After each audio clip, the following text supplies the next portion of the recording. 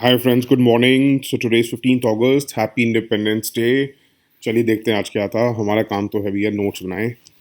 देखिए, पेज 1 पे था। मोदी जी ने कहा है, हमारे प्राइम मिनिस्टर ने कहा है कि अगस्त 14th जो है will be observed as partition horror remembrance day. ठीक है, ताकि हम एक्नॉलेज कर सके कि किस दर्द से गुजरे थे जो हमारे इंडियंस हैं ड्यू टू द पार्टीशन। और ये रिमाइंड करेगा इंडिया को कि जो हमारी सोशल डिविजन्स है ना, इसका जहर हमें हटाना की ज़रूरत है। सोशल डिवीजन चाहे कास्ट को लेके हों, चाहे रिलीजन को लेके हों, चाहे रीजनली हों, तो ये अब हमें सोशल डिविजन्स हटानी है। देखिए, अब क्या है कि इसके लिए आपका मन कुछ कहेगा, मेरा मन कुछ कहेगा, मेरे कमेंट्स कुछ होंगे, किसी कमेंट्स कुछ होंगे, कोई इस चीज़ को अच्छा कहेगा। बहुत इसके ऊपर एक पेज पे आया हुआ है जो अपोजिशन लीडर्स ने कहा है। देखिए, हर की अपनी राय होती है। बट अगर हमें मेंस में लिखना होता है तो हमें क्या करना होता है कि बड़ा एक बैलेंस्ड अप्रोच लेके चलना होता है। बैलेंस्ड अप्रोच आपको मिलेगी जब एक प्रॉपर एडिटोरियल डिस्कशन आएगी। उसके बाद क्या होता है कि एडिटोरियल डिस्कशन में इसके थोड़े प्रॉस थोड़े कॉन्स लिखे होंगे, वो हम लिखेंगे। अगर एडिटोरियल नहीं भी आई, हम डेली डेली कुछ कमेंट्स आए वो भी हम लिखेंगे। उसके बाद क्या होगा कि हम अपना व्यू दे सकते हैं। आपका व्यू, चाहे वो आपकी अपनी पर्सनल चॉइस होगी कि आप किस साइड इंक्लाइन करते हैं, किस साइड नहीं। थोड़ा सा आपको अपने व्यूज़ में भी बैलेंस्ड रखना होता है। देखिए, व्यूज़ इसमें बहुत कुछ होंगे। मेरा कुछ हो सकता है, अगर मैं बीजेपी की तरफ या मुझे थोड़े मोदी जी की चीज़ें अच्छी लगती हैं तो मेरा कुछ और व्यू होगा। मैं समझता हूँ कि यार क्या फ़ायदा है ना कि ज़ख्मों को कुरेलने का, तो मैं समझता हूँ कि फिर मैं इस बात को बुरा मानूँगा। कांग्रेस की तरफ होऊँगा तो मैं थोड़ी इस बात को कहूँगा कि यार गलत किया है इन्होंने। तो ये अपने-अपने व्यूज़ सबके होंगे, बट हमें जब लिखना है तो बड़े बैलेंस्ड व्यू से लिखना है। तो हम इसका वेट करते हैं कि अगर कोई प्रॉपर एडिटोरियल डिस्कशन आएगी या डेली टू डेली कुछ अच्छे पॉइंट्स आएँगे तो हम इसको कंसोलिडेट करते रहेंगे। थोड़ी-सी जगह छोड़ देना इसके पॉइंट लिखने के बाद। पेज 1 पे था जो ये कर्मपा के बारे में, वो भी देखते हैं हम सारा। अब इसके अंदर नोट्स बनाने वाली चीज़ है, ये प्रीलिम्स के लिए आपके लिए इम्पोर्टेंट है। इसमें 5-6 टाइप के क्वेश्चन बनते हैं, वो देखते हैं क्या बनेंगे। सबसे बड़ी बात ये है कि तिब्बत बुद्धिज़्म के ना 4 मेजर स्कूल्स हैं, ठीक है? 4 मेजर स्कूल्स हैं। पहला ये पूछ सकते हैं आपसे प्रीलिम्स में, क्योंकि आपको पता है डायरेक्ट कोई न्यूज़ नहीं ज़्यादातर पूछी जाती, उसके पीछे जो क्वेश्चन बनते हैं ना वो देखते हैं। एक तो तिब्बत के 4 मेजर स्कूल्स हैं, उसमें से कौन-कौन से हैं? एक तो है निंगमा। ये फाउंड किया था बाय वज्रयाना रिवीलर गुरु पद्मासंभव। ये भैया नोट तो बनाना पड़ेगा आपको, हो सकता है टफ लगे, हो सकता है कुछ लगे। अब यूपीएससी में आए हैं तो आपको तो करना पड़ेगा ये चीज़। ये तो आपको चाहे क्रैम करना पड़े, चाहे कुछ भी करना पड़े, क्योंकि समझने वाली कुछ नहीं होता। ये 8th सेंचुरी में ये ओल्डेस्ट है तिब्बत बुद्धिज़्म स्कूल। उसके बाद सेकंड था कग्यू। कग्यू मतलब जो ये कर्मपा है, ये भी इसी लाइनेज के हैं। कर्मा कग्यू जो है लाइनेज जो है, ये this school it belongs to this school Kagyu. ठीक है, इसमें अगर हम बात करें तो इंडिया के माँ सिद्धार्थ थे नरोपा, मैत्रेपा, योगिनी निगुमा, और इनके स्टूडेंट रहे मल्पा लोत्सवा, जिन्होंने फिर जाके कग्यू ब्रांच खोली। ये आपको चारों नाम इंपॉर्टेंट है कग्यू ब्रांच के लिए। फिर थर्ड है सक्या। ये फाउंड किया था ड्रॉगमी ने। और उसके बाद है फोर्थ गेलुग। ये फाउंड किया था जे सोंगखापा ने। बेसिकली जो ये दलाई लामा वाली जो ट्रेडिशन चल रहा है, वो ये गेलुग जो स्कूल है वो उसका है। ये न्यूएस्ट स्कूल है आजकल, सबसे ज़्यादा डोमिनेटिंग स्कूल जो है वो गेलुग स्कूल ही है। और जो दलाई लामा का ट्रेडिशन है वो ये गेलुग स्कूल से चलता है। ठीक है, अब आते हैं हम कर्मापा के बारे में। जो कर्मा कग्यू लाइनेज है, तो ये बिलोंग करता है one of the 4 main schools of Tibet Buddhism, जैसे हमने देख लिया। इसमें क्या है, डायरेक्ट ओरल ट्रांसमिशन होता है। पर्टिकुलरली जो इस स्कूल में एम्फेसिस दिया जाता है वो मेडिटेशन पे दिया जाता है। और वो कहते हैं मेडिटेशन करो, रियलाइजेशन करो, खुद अपना डायरेक्ट एक्सपीरियंस होना चाहिए। ये नहीं कि आपको जैसे हमारे सत्संग में क्या होता है ना कि हम बताते हैं कि भगवान ने ये किया, भगवान ने वो किया, भगवान ऐसे हैं, आपको ये करना चाहिए। तो उसमें क्या कहता है कि खुद ही मेडिटेशन करो, खुद रियलाइज़ करो। हाँ, through the guidance of teacher, but आप रियलाइज़ करो, direct experience of mind gain through the guidance of teacher, but self meditation से। ठीक है, सिंस द 12th सेंचुरी कर्मापाज जो है हेड कर रहे हैं कर्मा कग्यू लाइनेज को। और तिब्बत ट्रेडिशन में क्या है कि ग्रेट एनलाइटेंड टीचर्स जो है, उनको कहा जाता है कि एबल है ये कि अपने दिमाग को और अपने रीबर्थ को कॉन्शियसली कंट्रोल करते हैं। ठीक है, तो ये बहुत बड़ा तिब्बत ट्रेडिशन का आपके ऊपर पॉइंट आ सकता है कि they consciously control their rebirth. ठीक है, in order to continue their activity.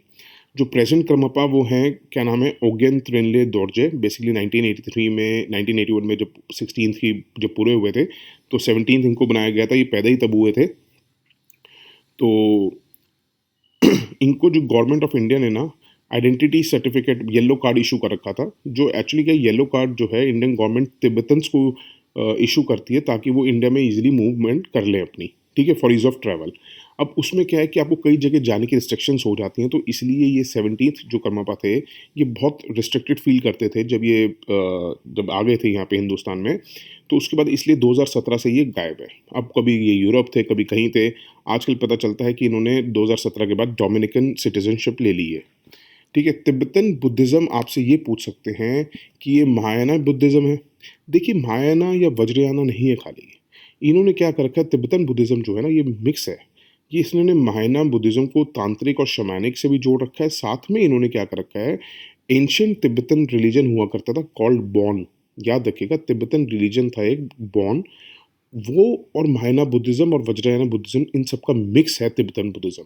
तो सिर्फ़ और सिर्फ़ इसको महायाना बुद्धिज़्म कहा जाए, या अगर इसको खाली वज्रयाना बुद्धिज़्म कहा जाए, या इसको खाली बॉन ट्रेडिशन कहा जाए, नहीं कहा जाएगा, क्योंकि सबका मिक्स है। तो याद रखिएगा, जब तिब्बत में बुद्धिज़्म नहीं पहुंचा था, उससे पहले वहाँ रिलीजन था बॉन, ठीक है। और करमपा का जो प्रिंसिपल सीट है वो है रुमटेक मोनेस्ट्री इन सिक्किम। ये इम्पॉर्टेंट है। उसके बाद जैसे मैंने आपको बताया था कि अब इन्होंने एक्वायर कर लिया सिटीजनशिप ऑफ डोमिनिका। और एक बात ये भी कही जाती है कि एक ये फार्म हाउस में रह रहे हैं न्यू जर्सी यूएसए में, gifted to him by a Chinese Taiwanese couple. अब क्या सच है क्या नहीं, वो आने वाले टाइम में पता चल जाएगा। एक पेज 1 पे देशभक्ति सर्कुलम बाय दिल्ली था, वो हमने 7 अगस्त में देखा था, उतना ही देखने की जरूरत है। थोड़ा सा देखा था, थोड़े की ही जरूरत है। एक पेज 10 पे बड़ी अच्छी न्यूज़ थी कि बॉम्बे हाई कोर्ट ने स्टे कर दिया है rule 91 and 93 of the new IT rules. अब वो कौन कौन से हैं, उन्होंने कहा है कि रूल 9193 ब्रिंग, मतलब क्या लाता है, वो है कोड ऑफ एथिक्स बेसिकली, जो अंडर आईटी रूल्स आए थे। कोड ऑफ एथिक्स क्या है कि सेल्फ रेगुलेशन होना चाहिए by the publisher, self regulation होना चाहिए by the self regulating bodies of the publishers. मतलब 3 आपको पता है ना बनाए थे उन्होंने, कि एक तो खुद पब्लिशर जो है, मतलब अगर सपोज करिए आपका एक पब्लिशिंग हाउस है, तो आप सेल्फ रेगुलेटिंग बॉडी अपनी बनाएंगे। बहुत सारे पब्लिशर्स हैं, उनकी एक सेल्फ रेगुलेटिंग होनी चाहिए। थर्ड जो था, oversight mechanism by the central government, ठीक है। उन्होंने कहा है कि भैया ये अगेंस्ट है फ्रीडम ऑफ स्पीच के, इसलिए उन्होंने स्टे कर दिया rule 91 and 93 for the time बी, ठीक है। उसके बाद पेज 10 पे था, ये थोड़ा सा अच्छा है। अगर आपके पास क्वेश्चन आता है मेंस में वुमेन के एम्पावरमेंट पे, वुमेन के क्या प्रॉब्लम्स हैं, क्या क्या चीज़ें हैं, उसके ऊपर बड़ा अच्छा आप लिख सकते हैं। कि देखिए, जस्टिस जयस वर्मा कमेटी ने कहा था, क्रिमिनल लॉ ऑफ जनवरी 2013 में कुछ अमेंडमेंट्स दी थी।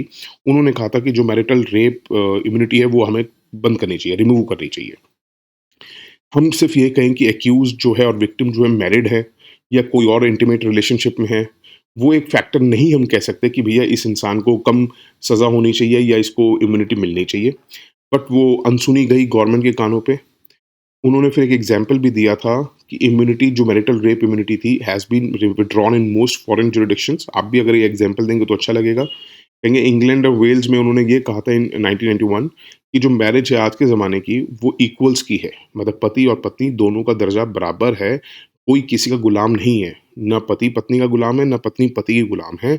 तो हम ये नहीं कह सकते कि जो औरत है वो उसको कोई भी दर्द दिया जा सकता है सिर्फ ये कह के कि उसने मैरिज कर ली है, अब जो पति चाहेगा वो होगा, ऐसा नहीं हो सकता है।